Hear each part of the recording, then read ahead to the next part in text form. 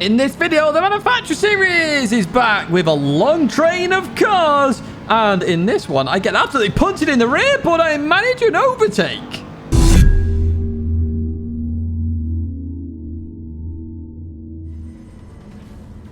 Hello everyone, and welcome to the Manufacturer Series, where you see a Ford Mustang in pole position. Please just subscribe to this channel to stay in touch with all latest content. What time did that Ford Mustang get then? They got a 124.575, which I couldn't even do in time trial, so I'm way back here in P14, 125.679.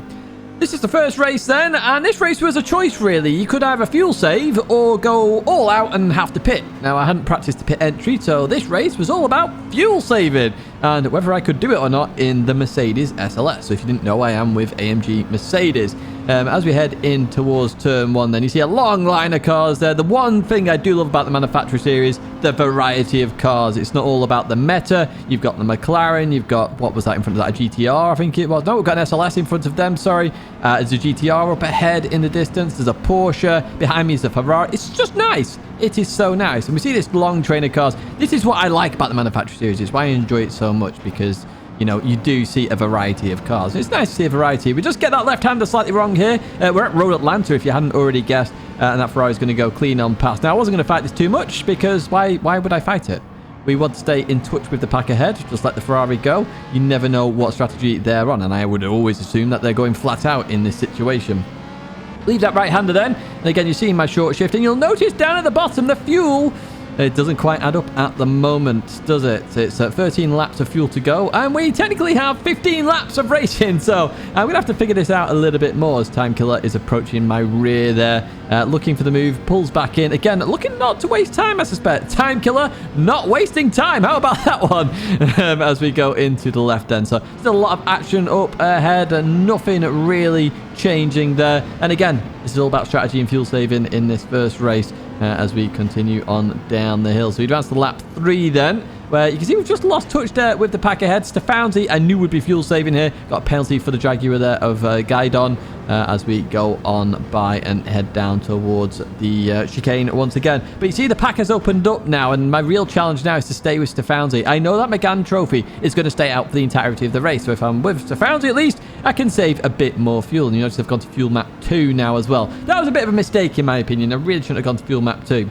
See Time Killer once again approaching my rear there in that rear view mirror and going towards that left hand side, and they're going to look to go past then. At this point, it's probably worthwhile for me to let them go, and that's why I do let off a little bit here so they can go back across, because I've lost just that touch to Stefanzi. I was still in the slipstream per se, but now I could be really in the slipstream of Time Killer if Time Killer then wants to move forward. And notice my fuel now is looking there or thereabouts in terms of what I need, so I have saved enough fuel. It's just that pace is really far down. I mean, we're in the 28s, where the fastest lap is a 24.8, so we're 3 seconds technically off the pace, which is pretty big in my opinion. Through the right we go, and I've already made the decision to go on the strategy at this point as well. I can't just suddenly start going flat out because it's a bit pointless. We clip the grass there, and then we just go straight over that curb, which unfortunately does mean a 1 second penalty, which is unfortunate. And what I found with the SLS actually is that I couldn't use the grass. Other cars, especially four-wheel drive cars, can use the grass and really abuse it. I couldn't in the SLS. It just speared me instantly. Again, we're just going to clip it again straight across there. Nothing I really could do, so I decided not to keep doing that, because all I'm going to keep doing is getting penalties as I get a 0.51, even though it was a more severe cut, but I did go slightly slower, so swings and roundabouts. So I've lost touch with the pack here. We advanced to lap 10 now. Tom had been in the pits behind me, so I was thinking, okay, maybe we can just latch onto the back of Tom here and really advance further on. That would be kind of nice in my opinion. As time goes by, we're 7.5 temps up on our fastest lap. So you notice there, we went to fuel map 1. We'd been fuel saving a little bit less, and we're now in the 27s, which is where we should have been in reality in terms of that lap time. Good move by the Porsche. A dive, but a very good dive. There's no harm, no foul in that whatsoever. Good move there, Piazza, as we go over the crest of the hill. So you notice I'm falling backwards here more and more as we have Sparks now coming through in that Corvette. Again, a different manufacturer. Good to see. But we are in the 27, so we've realised how to fuel save. But in reality, it's more a case of I don't really want to fuel save. I might as well just go balls to the walls, essentially, because everybody else is pitting. Why shouldn't I? And this car really does need the power in that upper band. It's one thing I was testing in this race, and you notice between fuel map 2 and fuel map 1, we've gained a second. And that is just with a tiny bit of power increase there. We're still short shifting like crazy, which is significant in this car. So it shows you it needs all that power just to get going, which is a bit frustrating because Group 4 as a bop as a whole is absolutely horrendous. It is very bad. And I'll talk about that a little bit more in the second race. We're going to come around. We are going to run out of fuel, but we're not last. We're P13, which is, I think technically that was a gain in position after all that fuel saving. And you see Stefanzi there in P9, 14.5 seconds off the race victor there in the Aston Martin, which is that Swiss driver we were talking about last time. I think they were up to no good again. But here we go with my quali lap in the second race then. I only had time for 2 races, unfortunately, because I was meant to stream this, in fact. But literally, I was qualifying for another event, an endurance event. Going up here, up to the top of the hill. You've got to be careful of that oversteer in the Mercedes. So we come through here. Could have done that a little bit quicker. Definitely another 10th or 2 in that corner as we start to head down here. We have to short shift to avoid the front lifting as we accelerate. Head up here then and be careful like using the grass. Chuck it in. Accelerate as quick as you can. I have to lift a little bit. I was about to understeer off. That's going to cost us another half tenth or so. But we are nearly 4 tenths up there. 31.8 was what I was getting in time trial. There's definitely a 31.6 in there in this Mercedes. Is there anything more for me? I don't think so as we head into this. Now, I think I did this fairly well. We absolutely beat it out of here. Oh, chickened out. There's a tiny little lift there. Chickened out a little bit. That cost us a 10th there probably down this straight. You never want to lift as you go into a very long straight like this. But even so, let's have a look at our possible time here. As we head towards the split time then. We are catching somebody in the distance. So F-Botton, who was in the SLS previously, in P12 at the moment on the left-hand side. We're 4.5 tenths up now. So looking good here as we head down in towards the chicane. Using that billboard on the right-hand side. So through here we go. Quick lift to get the car turned. Bolt out of that corner. Head over the crest of the hill. Use all the power of this Mercedes engine. And get it in tight here and out. And what are we going to get here? It's a 25.3 there. Not too far off my actual time trial lap, to be honest with you. Is there much more in this car? There's probably a 24.9 in there. 24.8 maybe.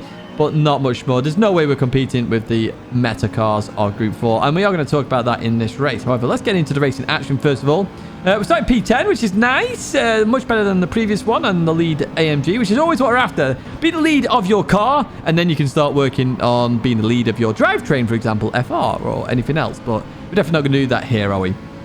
Into the left we go, and we get an absolute pump from behind from the Genesis. So we slowed down there because we were side by side with Spartano, but that bump up the rear actually helped us massively. So thank you for that as we go through here. So staying in P10, and the goal again is just to stay with the pack now, really try and do our best. Now this car does save fuel a little bit better than some of the others, but the others output far more power, which makes them better for this race.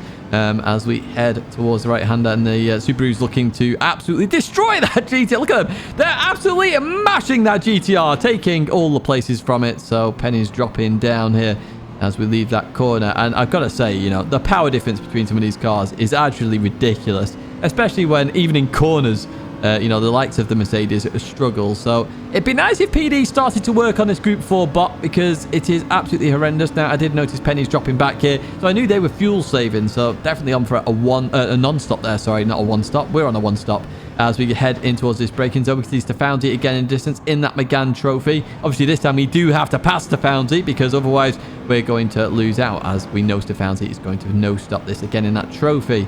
So we're behind La Pelouse. I have no idea. Anyway, they're looking to try and get past the Foundry. I'm trying to figure out a way past as well. Going into here then, in towards the braking zone. And we're looking to try and get an advantage. Unfortunately, they have to slow down a lot because of that understeer. And Turbo Toby's going to get a huge advantage there as they go around the outside of me in towards this braking zone. Too wide here, not advisable. However, we manage it successfully. And the Genesis does indeed get that position. So we drop back down to P10. We made a position, then lost it straight away. Bit unfortunate, but even so, we continue on with the race. In towards this left we go. Remember, we have to get past the Foundry. Oh, had to slightly lift there with a bit of understeer.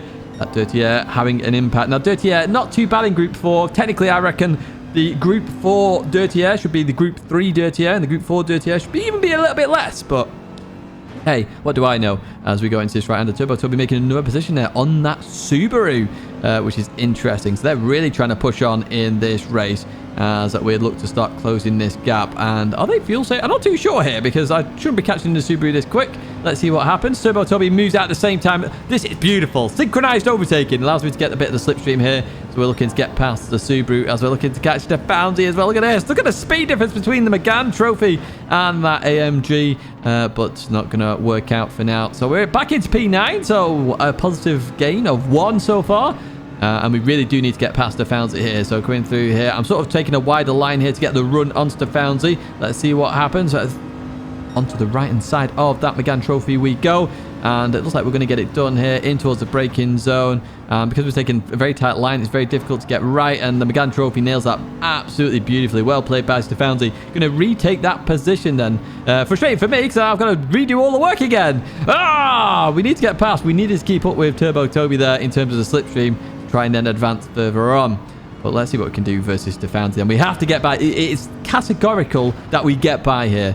As we go through here. Oh, too much understeer. Hopefully that's not a penalty. That's using a lot of curb there. A heck of a lot of curb. Let's advance. I'll fast forward a little bit more here. We're on the straight where we know we've got a speed advantage over that Megane Trophy. And you're seeing that here. Look at that. Especially if they're fuel saving as well, which I assume they may be doing a little bit, but nothing major. And in towards the braking zone we go. So we're in P8 now. That's a gain of 2. We keep gaining at least, which is the positive in this one as we go over that crest of the hill. And we're going to advance to lap 11 at this point, where there was no battling because we couldn't catch up to the pack in front. We were just going around doing laps in the 25s, which is what we wanted to do. Going into here, into the right, and a very complex pit entry. I actually like this pit entry, you know. It's not a case of just bolting it in. There's actually some skill to it. So, yeah, it's a nice one to have a pit stop in. Right, we're going to finish off the pits there. I actually went a little bit earlier here than I wanted to because I heard the Subaru going, so I was like, I better go as well. Now we come out in P12 ahead of that GTR we overtook earlier, who is doing that no stop. So they definitely need to do a 1 stop in the future if they continue to do the racing. However, we can see a long line of cars in it. Look at the line of cars up there. My word, I want to get involved in that. Now, if we weren't involved in the battling earlier on, I reckon we'd have come out right in the middle of that, and that would have been really good fun. But even so, we didn't, and let's see what's going to happen up here then. So we're coming up to that penalty line, and I know a couple of people do have penalties here because I did the race. So we have a line there, a huge penalty, absolutely huge. So that's a 3-second one from the pit lane line, I suspect. And we've got Accor here. Oh, we're going to go for the move here down the inside then, a really late break in, and we get it done. What a dive. Again, a clean dive. We made the apex. All good. Happy days. P9. Net gain of 1. So we have gained now in this race. Already we've gained. So it's all about now how much more can we gain. Going through this right-hander, we get it all sorts of wrong here. Go a bit too wide, as does Cuba up ahead, but they clip the grass and go for a little bit of a spin. And they're actually going to leave the race as well. You'll see that in just a second. Next up, Stefanzi. So P7 for Stefanzi so far. And, you know, we overtook them earlier on, so you can see why it was so critical for us to overtake them. We're now catching up to Stefanzi then in towards the braking zone. We go up to P7. We've gained 3 positions so far in this race. I reckon we could have gained a little bit more here, but hey, let's see. We've got 1 lap to go. Anything could happen. There's still a train of cars in that distance as we go over the mountain and continue through this right-hander as we head up here now. And somebody has binned it. It's Jackal Real. So the Greek driver has binned it in that GTR. Now, can we get the move done? That is the question then. Can we get, well, our famous position, of course, or Steve's, the cursed position of P6. So coming into this left, I know they're going to struggle with tyres if they've been off. So we just need a bit of slipstream here, a bit of luck. Maybe they're running out of fuel. I don't know, but I really need to get close here so I can have a good run down towards that chicane as we come into this right-hander then, and nothing. So, oh, they got a wiggly. Oh, maybe I should have gone for the move there. That was a really good opportunistic opportunity that I did not take. As we leave that corner then. Sorry if I said then. We continue on the slipstream, and this is the power of the GTR versus the AMG Mercedes, which is really frustrating because the GTR is so strong. I'm in the slipstream and I'm just not catching. I'm really not catching. I mean, look at this. This is insane. I should be catching far more when we know about the slipstream in Gran Turismo. Unfortunately, not the case. Into the braking zone we go, and through the right. So my only other benefit here, or possibility, is that Jackal runs out of fuel. We go over the crest of the hill down the hill into this right-hander. We've got 0 laps of fuel ourselves as we come round. We just run out of fuel there. That's the end of that race. P7, all the same. I was fairly happy with that in the grand scheme of it. There's not much more I could do in this race with a lead SLS there as well in that race. Yeah, congrats to the winner there of Maka, but the BOP, it really does need sorting. It's not been touched since release, and the Group 4 is just all over the place. In fact, I would argue and say that if you're going to do an official manufacturer series, you need to remove Group 4 and just have Group 3 races and sort out the BOP for that, because the BOP is being adjusted on that. Anyway, that is it for me, folks. I do hope you enjoyed this video. Do give it a like on the way out. Subscribe to the channel to stay in touch with all the latest content. But that is going to be it for me. Au revoir, farewell, goodbye, and I hope to see you in another video or live stream very soon.